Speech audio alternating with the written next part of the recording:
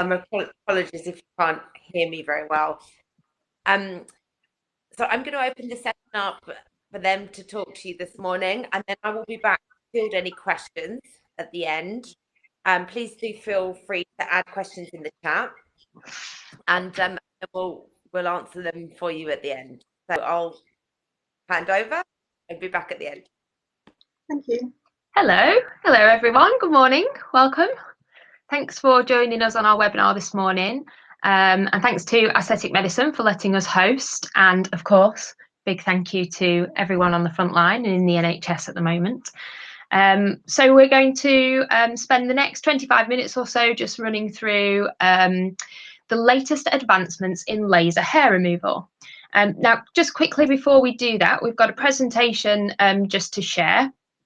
So I think I can just scroll through. Let me see. Sorry, bear with me. There we go. Yep. So for those of you that don't know Lynton, I'll just give you a very brief introduction to us. So we're a British manufacturer, and we also distribute products on behalf of other companies. And we do, a variety of different technologies for lots of different applications like hair removal, tattoo removal, skin rejuvenation. And it's certainly for hair removal, we have got 25 years experience in producing devices for this. So we were actually a spin-off company from University of Manchester. This is 25 years ago. So a group of physicists actually built one of the first Q-switch lasers in the world for tattoo and pigment removal. That's how Lynton sort of formed within the university. And then we went on to supply product to the NHS, and the market's changed a lot, since those early days of only selling lasers to the NHS. Now we're predominantly sell to private clinics, but we do still occasionally sell hair removal devices to the NHS because they use them for those treatments which, people may have after they've had skin grafts where there could be excess hair growth. So, for example, this is quite common in children. If they have a skin graft, when you transplant the skin from one place to another, it can actually cause an onset of hair growth. And so Alderhay Children's Hospital, quite a famous children's hospital, they have actually purchased one of our hair removal devices, the one we're going to mention today, because it's the latest development in hair removal, because it's an Alexandrite laser that actually operates in a pain-free mode.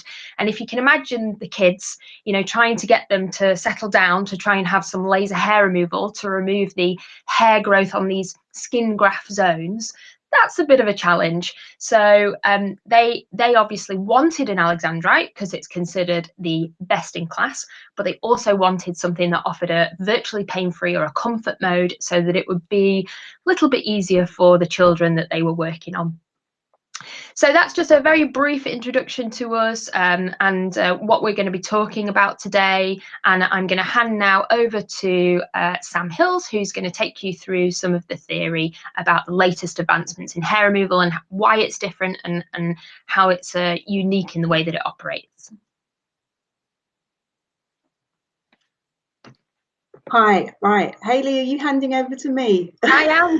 You do not hear me. I'm sorry, everybody. I seem to be having some technical difficulties. I can't hear Hayley speak. Okay, I've just given everyone an introduction to. Can you hear this? Yes, I can hear you. I've just given everyone an introduction, advised them about the why Alderhay chose to have this kind of technology in their hospital, and just over to you for the science. Perfect, lovely, thank you very much. Okay, right, are you going to control my screen or can I do that too? Yeah, let me do that for you. Okay, wonderful. So, okay, just a quick recap then on how laser hair removal works. So some of you, I guess, may be very familiar with this, but for those of you that are not, well, we know if we go outside, it's a hot sunny day, we know that if we touch a black car, for example, it's going to feel hotter than a white car, and that's because dark colours absorb light, and that's basically melanin's job. The reason that we have melanin in our skin is to absorb light and protect us against harmful ultraviolet rays. So of course there's melanin in the skin, but there's also melanin in the hair shaft if the hair is dark. So if we have a black hair or a brown hair, then we have quite a high concentration of melanin. And with laser or light assisted hair removal, what we're doing is we're using the light energy from the laser or from the IPL, and we're converting that into heat. So the melanin within the hair shaft, sorry, let me just pause this. The melanin within the hair shaft absorbs the light and it's converted into heat. So it's that heat that then in turn spreads out into the follicle, and it damages the stem cells within the follicle, hopefully to inhibit any regrowth. So Hayley, can you hear me? If you can hear me, just go on to the next slide, please. Wonderful, thank you. So yeah, what's happening? We need the hair for hair removal. We need the hair to be present within the hair follicle. So the hair can't have been plucked or waxed. It needs to be sitting within the hair follicle. The light is then absorbed by the melanin, and then in the bulb and the bulge of the hair follicle, we've got those stem cells. If we can get them to about 60 degrees, then we can hopefully damage them permanently and not get any further regrowth. So it is important, as I say, that the hair is present in the follicle, but we don't want it to be too long. If it's too long, then we end up frazzling the hair onto the skin, and that can cause unwanted reactions. So shaved hair prior to treatment, and that's ideal. So, next slide.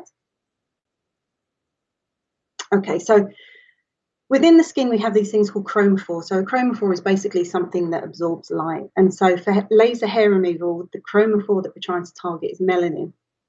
But there are also other chromophores present in the skin. So we have blood and we have water. Now, we want to avoid targeting blood.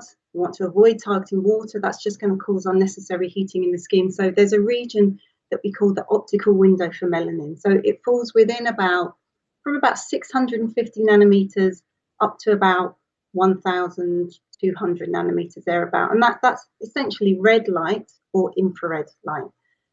And all of the lasers that we use for hair removal fall within this range, fall within the optical window for melanin. So really there's only four different lasers. There's ruby lasers, there's Alexandrite, diode, and Nd YAG. Of course, we can also use intense pulse light sources for hair removal, but they're slightly different. They have they're broadband sources, so they have lots of different wavelengths rather than just one. So if we look here on this plot, I don't know if you can see my mouse, perhaps not, but if we look at, we can see that the shorter wavelengths have got more absorption. So things like the ruby laser, that was the first laser to be developed for laser hair removal. And it's a very effective laser for removing hair.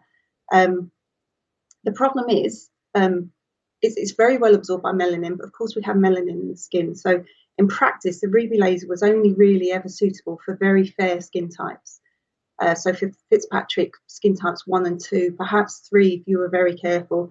There are also other issues with ruby lasers. They're kind of slow, they operate at high temperatures.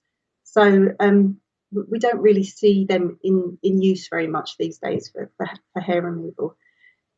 So really the gold standard for laser hair removal in fairer skin types is the Alexandrite. So at 755 nanometers, we have really good high levels of melanin absorption. So we're able to get the hair nice and hot, and that is going to give us the best chance of being able to permanently, or at least, hopefully permanently, but certainly for a long time, destroy that hair follicle so that we don't get regrowth. That's all well and good if you don't have much melanin in your skin, but if you have got darker skin, then the Alexandrite is a little bit too aggressive. So really the Nd YAG laser at 1064 is the safest option for the treatment of darker skin types. So for that reason, the Alexandrite and the Nd YAG, there are a number of different manufacturers who supply an Alexandrite and an Nd YAG in one box, because then you've got the most effective wavelength for the treatment of fairer skin types, and you've got the safest wavelength for the treatment of darker skin types. So if we go on to the next one, please, Hayley. Okay, and the Motus AY is a great system in that it combines both the Alexandrite and the Nd YAG laser. But what makes it truly unique is that we can also deliver this light in what we call in a pain-free mode, or an in-motion mode. So it's using a true Alexandrite and a true Nd YAG laser. So It's not a diode laser. We're able to get really nice, short, effective pulse durations. But we've also got this Moveo handpiece that it's called, and this is how we can deliver pain-free treatments using this different technology, really. So prior to the launch of the motors, we've had systems that have been effective, we've had systems that have been fast, we've had systems that have been pain-free, but we've never had a system that combines all three together up until now. So if we can go on to the next slide. Okay, so how these pain-free systems work? The motors you can still use it in standard emission, so you've still got, you can still use your Alexandrite in your fairer skin types and your Nd darker skin types. But the standard emission, this sort of stamping mode that you're probably familiar with, you get a very high snap of light. You get a snap, and that creates the pain, that peak in temperature that you get. It's a very effective method of treating. And if you want the very fastest results in the shortest, number of treatments, then that's going to be your go-to method. But it's really nice to be able to offer pain-free treatments to our clients, obviously, and there's a huge demand for it. And the way that we do that is different. Rather than using that sort of stamping mode, we use much lower fluencies, but at higher repetition rates. And we mark out an area on the skin, and we just gently glide the handpiece over the skin. And that way we're just gradually building up the heat within the hair follicle, so you don't have that snap that causes the discomfort. You can get in some people you'll get a heating sensation, but for people, especially, if you're very fair skinned like me, for example, it really is completely pain-free for these treatments. In darker skin types, you might feel some heat building up, but we have a sapphire cool tip that helps with that as well. So very tolerable treatments. Hayley, we can go to the next one. The other benefit of using the Moveo handpiece is that with standard laser handpieces, you will hold the laser at a certain distance away from the skin, and we get a certain amount of light that's reflected doing that. So Hayley, if we go on to the next slide, we can see in more detail that for different skin types, the amount of reflection changes, and actually the fairer, the paler the skin, the more reflectance you get.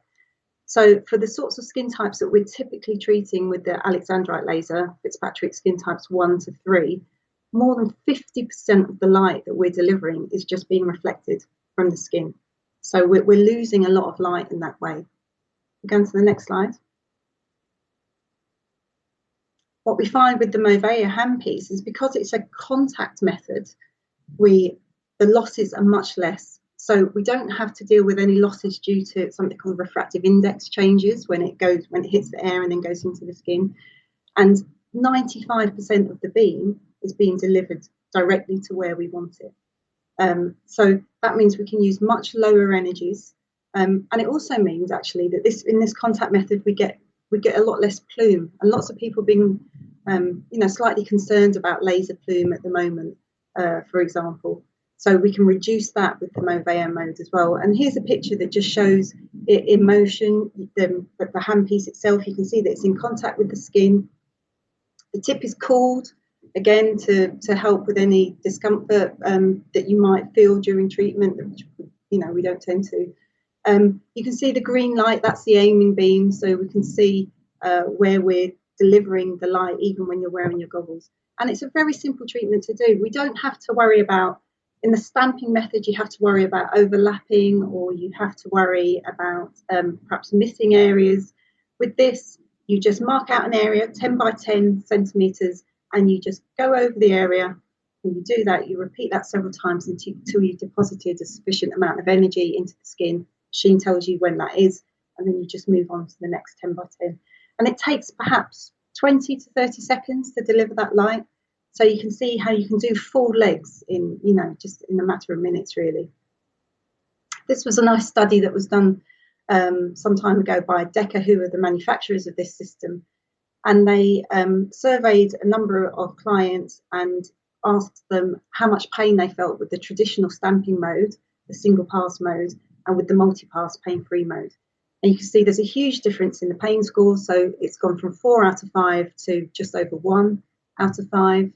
out for the pain-free method. After treatment, the erythema that we see after treatment is statistically the same with both, perhaps slightly more with the single pass mode.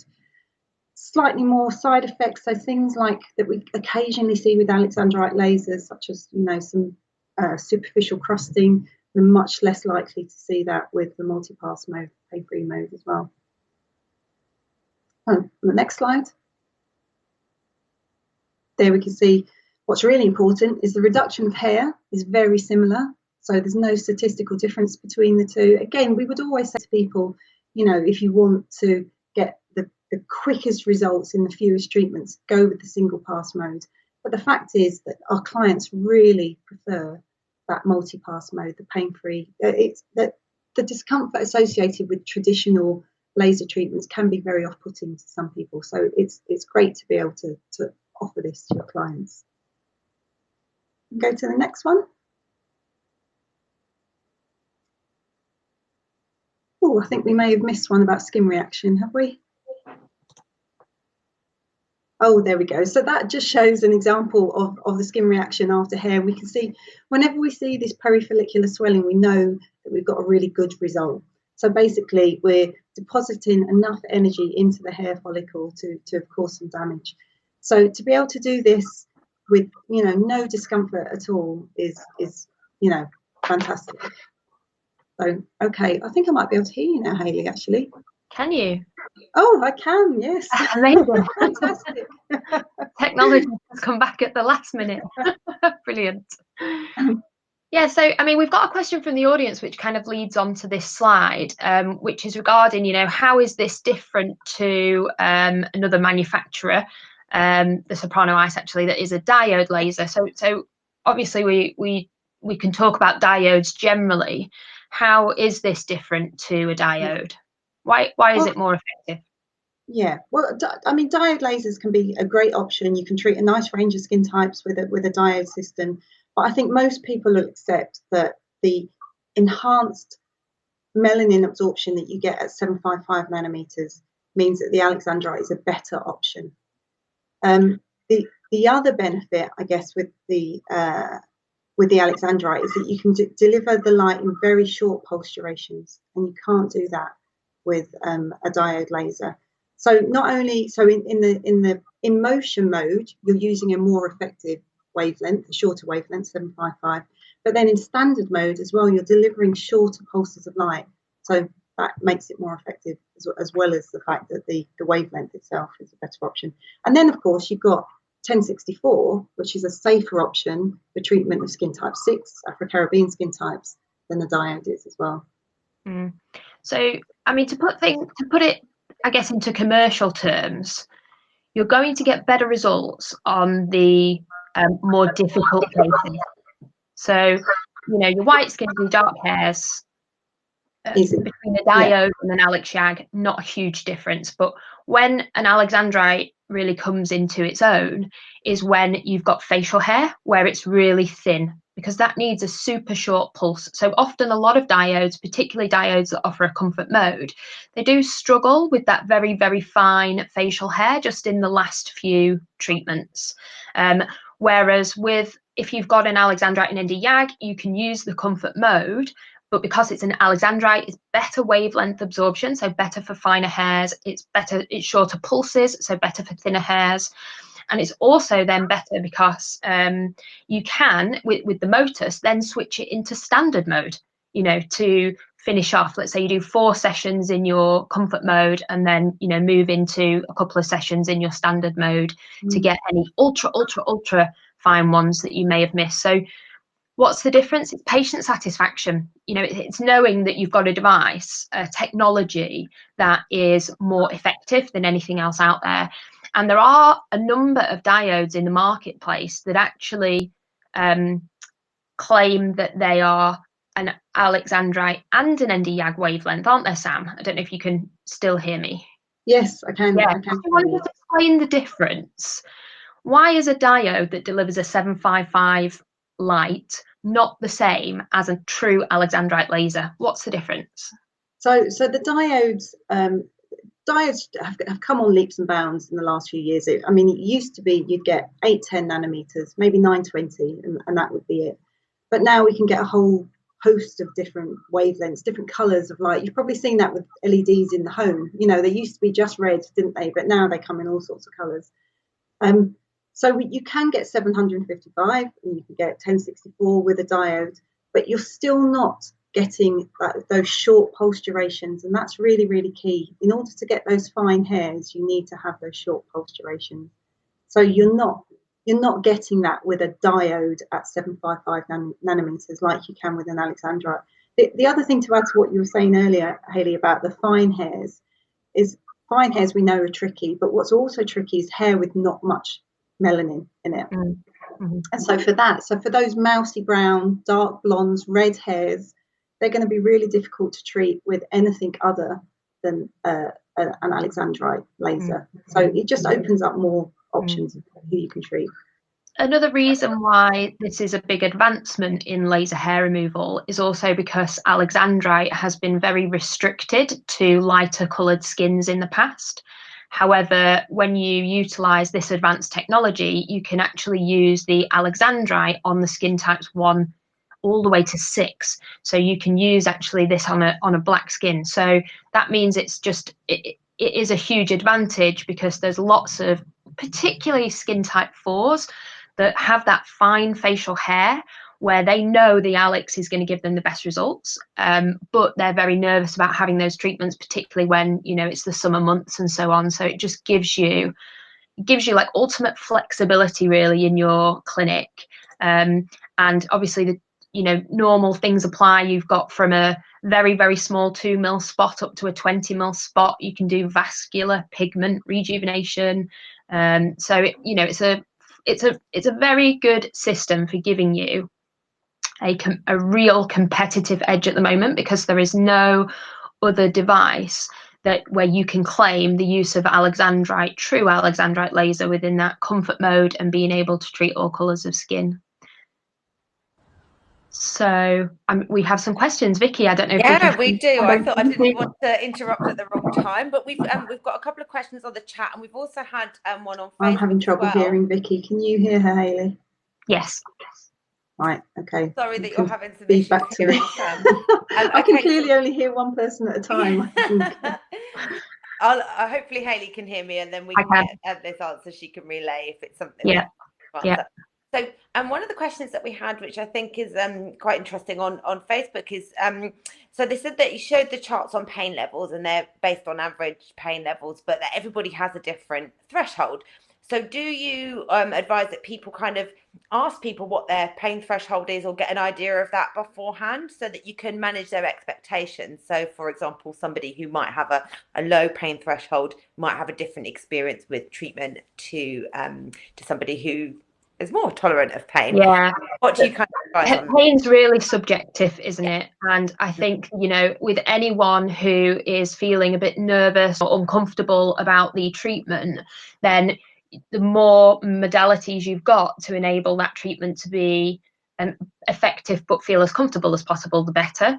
So you would definitely, I mean, everything that we do with patch test, so within the patch test it gives people like a bit of an introduction to it, and we always train our team in, you know, we're asking about pain on a scale of 1 to 10, and we're looking for certain numbers depending on whether we're using comfort mode or normal mode, and we just check that people are okay in those parameters.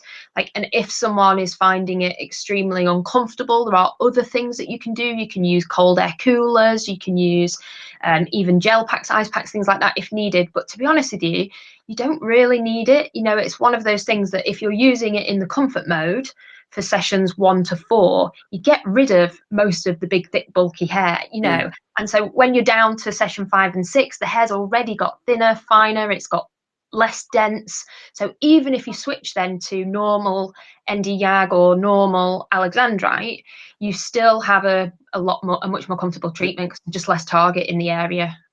I've actually had it, so and yeah, no, and I didn't feel anything at all. And obviously, you've got really dark hair, haven't you? I've tried lots of different treatments, varying from, that stingy ping kind of feeling, which is tolerable, but and I really didn't feel anything at all. And I had it on a sensitive area, hormonal hair around the face. So it really, from my experience, isn't painful.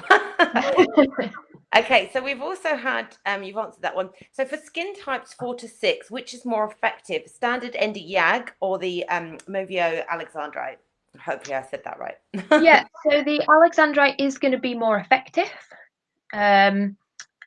If you're and it's certainly something that you can use for the first, say, 4 sessions. The only thing I would say is, if you've got a couple of, because Alexandrite is quite shallow in its nature, if there are some hairs which might be particularly deep, potentially your Nd YAG could get a better result there. But it's really hard to say between skin types 4, 5 and 6, because it depends on the hair as well that you're treating. So on those thinner, finer hairs, you're definitely going to find that the Alex is going to be better. But as someone kind of moves through their course of treatments, to have the flexibility to choose to use the Nd YAG is perfect. I don't know if Sam can hear us. I didn't actually hear the question there, but just to add to that, one of the benefits of still having the standard mode is that when you've got very small little areas, sometimes, sort of between the eyes, top lip, then the in motion technique, you just don't need it. You can just do a few shots in standard mode. So I think having both options is really important. That probably didn't answer the question that you asked at all. So sorry. No, I think it's never a one size fits all approach, is there? You've got lots of tools at your disposal to. It's about the flexibility, and for me, that in a commercial setting, it all comes down to patient satisfaction. If you're looking for the highest level of patient satisfaction, because that is the most effective way to get clients to rebook and to recommend, and that's the cheapest way to market your business. So if you can get rebookings and you can get recommendations and they trust you because they've had great results, like, the more flexible your toolbox is, it's all about making that patient satisfaction as high as possible. Yeah, 100%. Obviously, we want to give people a good treatment, but of course. You want them to come back. There's no point if you go for one session and think, I'm not coming back for that. Yeah, exactly. Yeah. So another question we've got is the spot size changeable? For example, I think we've touched on this actually for treating the smaller areas. So such as loads of different spot sizes. Yeah, so anything from a 2 mil, up to a 20 mil. So there's various different options that people can decide to put into the package. And how long does the effect of the hair removal last in terms of comparing to different lasers? And I guess as well, that depends on the area that you're treating, because I know from experience that hormonal hair doesn't always have as good a clearance, whereas I've had my underarms done and I've never, years later, have had no regrowth. So it doesn't matter what technology you use. If you get up to that 60 degrees, then you'll get that long-term hair reduction. Okay, it's more about, are you able to get up to that 60 degrees on the more difficult hairs and the difficult skins? So it's more, there's not really any, and Sam, jump in if you have more to add to this, but if it doesn't matter what device you choose, if you get that hair follicle hot enough, then it should not grow back. Okay, obviously on the face, it can be more hormonal driven and that will happen. So it doesn't necessarily give you a longer lasting result. What it gives you is a higher percentage of hair follicles that you destroy.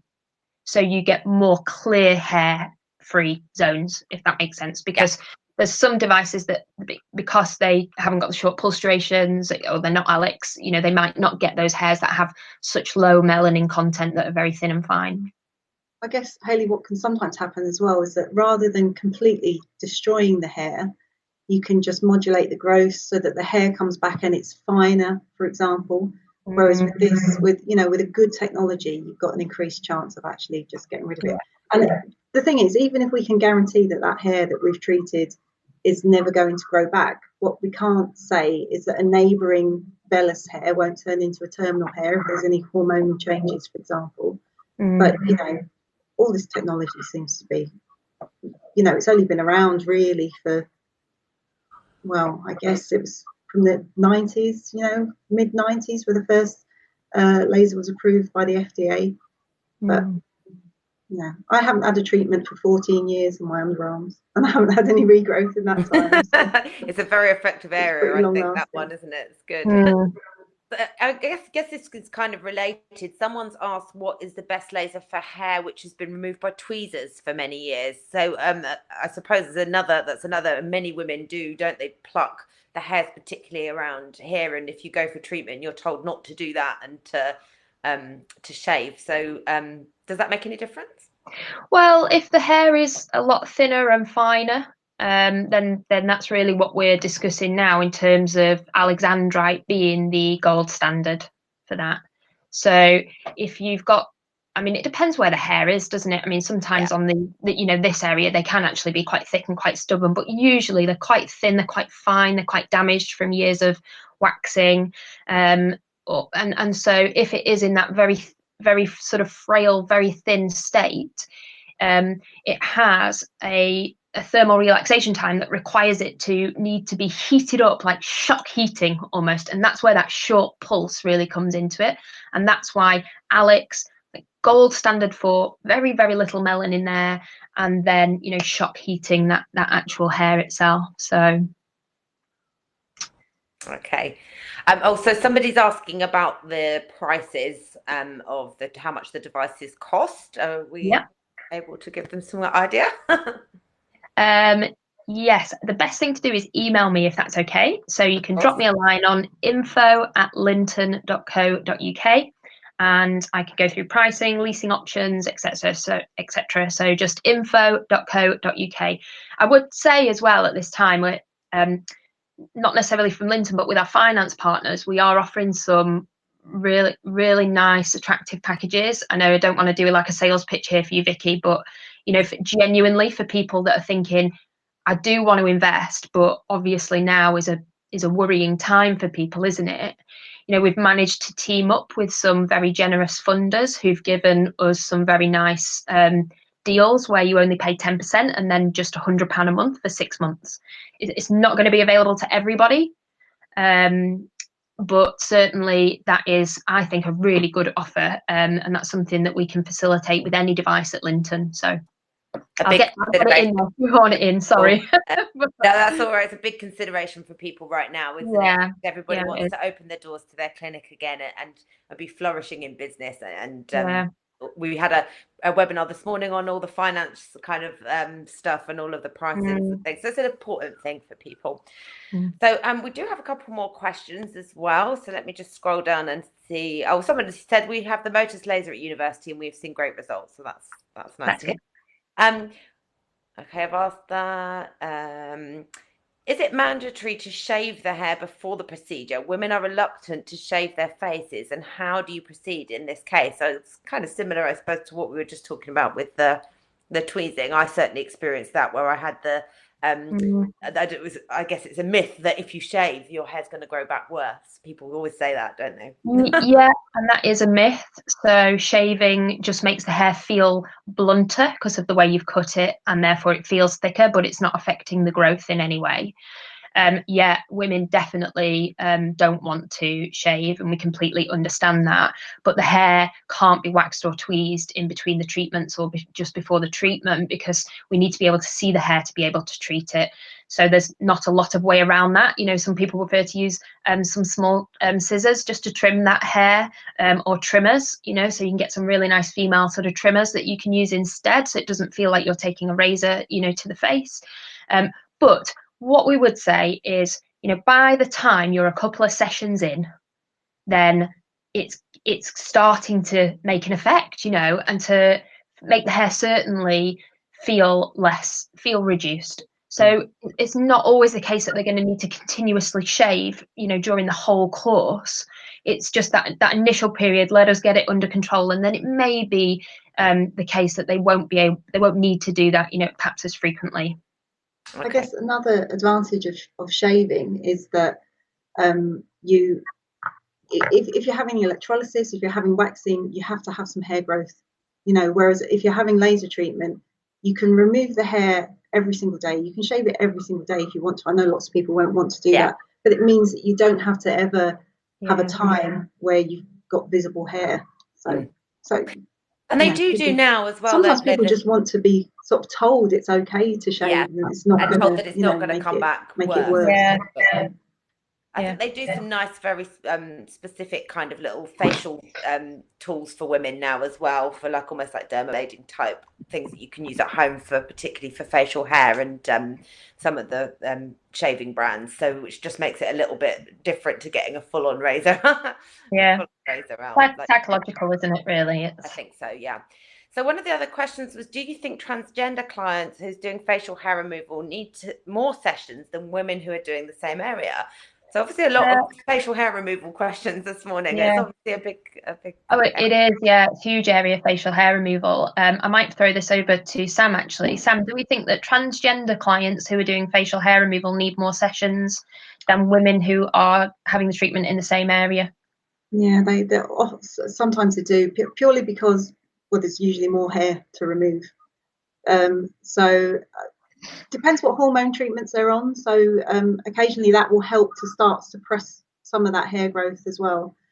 But with facial hair growth, it's always trickier because of, because it's related to underlying hormones. So even women who've got polycystic ovarian syndrome, for example, we know they'll see that male pattern hair growth very often.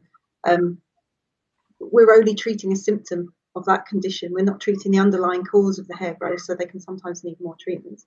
So it will, with transgender clients, it can take longer sometimes, but it just depends what your starting point is, I guess. And you'll get good results. If the hair is coarse, it will tend to respond more quickly than someone who's got very fine facial hair. So. This is quite an interesting question, and I guess you're well placed to answer this because you do so many different devices within the Lynton portfolio. But someone's asking, are IPL machines outdated now? Nope. Okay. So Lynton IPL is unique, okay? And I know every company is going to say that, but give me 2 minutes just to explain why our IPL is so unique. Because you know what? Lynton IPL versus Alexandrite. Okay, yeah, there is a difference. Your Alex will get more clearance, but the difference is not huge.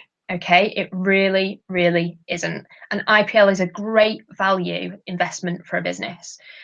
Our IPL was actually designed within a university as part of a PhD project. It's the only IPL in the world that has come out of an academic project. We didn't. John Exley, our MD, spent 4 years of his life, right, essentially trying to mimic laser with IPL. And so every single element of a Lynton IPL is tweaked and tuned and bespoke. Like, we don't buy any of the sort of off-the-shelf flash lamps and things like that other companies do. It's all bespoke. It all works beautifully together. And essentially what that means is that the IPL light, it's not all IPLs are created equal. Okay, the light that comes out is significantly better quality in a Lynton IPL, and because of that, we can achieve pulse durations that are shorter even than an Alex. Okay, so we can actually get, in certain circumstances where we need it, a pulse duration which is less than a millisecond. It's a sub-millisecond pulse, and we can put it into pulse trains that are big or short for darker skins or lighter skins, and it's absolutely a versatile, flexible, wonderful tool to use that gets you amazing results. I don't think we've ever sold an IPL to someone that's turned around and said, "Oh, my patients aren't happy with the hair removal." Like that just never happens. And is the limit? Unfortunately, IPL does have a bit of a bad rep because they're a bit easier to build if you're just building them kind of, from off the shelf parts. But IPL from Lynton is really in a totally different bracket. So if you've got a Lynton IPL, no, it's amazing. Don't worry. Is one of the limitations with IPL that you can't treat darker skin types? So that would be why you would. Well, this is a really, really good question. Yes, because a lot of IPLs only allow you to put 2 or 3 pulses in the train. Okay, so what that means is if you want to deliver, say, 10 or 11 joules, you've got to do that over 2 or 3 pulses. and you can't make that longer or shorter. That's different with a Lynton IPL. You can deliver 10 joules over 4 pulses, 5 pulses. Okay, and what does that mean? It's about skin cooling time. So each pulse heats the hair. I have to get used to doing this in front of a camera. Hang on. Yeah, not the way. Each pulse heats the hair up, but because we've got so many pulses, we put little delays in between them, which cool the skin. So the hair's getting hot, hot, hot, skin's cooling down, down, down. Yeah. And because we've got like this long pulse train, the Lynton IPL, they're used in some clinics that treat only skin types 4 and 5. Okay, interesting. Don't recommend it for a skin type 6. No. Okay, but skin types 4 and 5, if that's all you're treating, you can use a Lynton IPL for that.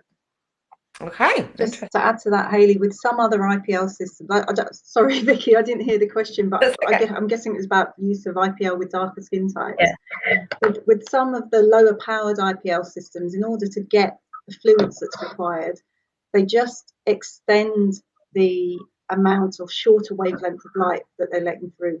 So ours cuts on around about 650 nanometers, but some people are letting through some of those shorter wavelengths just so that they can get enough fluence, but actually they're far more dangerous for darker skin types. So that's why some IPLs are just limited to, treatment of skin type 4, which you care for example. Okay, well, we're almost out of time, but we have got one more question, so I think we'll answer that quickly. So, do you have any tips on working on difficult areas such as the bikini line, so for a Hollywood type hair removal? As the skin there can be loose, it's not a flat area. And then someone said that they find it tricky to move the handpiece fast enough not to cause any sudden heat or pain in those kind of areas. Yeah, we do actually. So we've developed some nifty little ways around that. I know Alice May, I know the customer. So if we can come back to her, it's more like technique, this one, as opposed to an overall answer. But yeah, we can definitely work around that with the Moglio handpiece. Fantastic. And we just had one final question, which is how much do you charge per session, and how much does well, you said about the machine cost. So Hayley's put her details in the chat, so it's info@lynton.co.uk. So if you've got any questions like that, get in touch with them, and I'm sure that they can help you with those. Happy to answer any other questions. Okay, thank you so much, Sam and Hayley, for joining us this morning. That was a really interesting session. Let's hope the clinics will be opening up again in a few weeks' time. We can start. People can start coming back in for treatments. Super. Thank you very much. Thanks ever so much. Thank you. Thank you. Thanks very much. Bye. Bye. Yeah.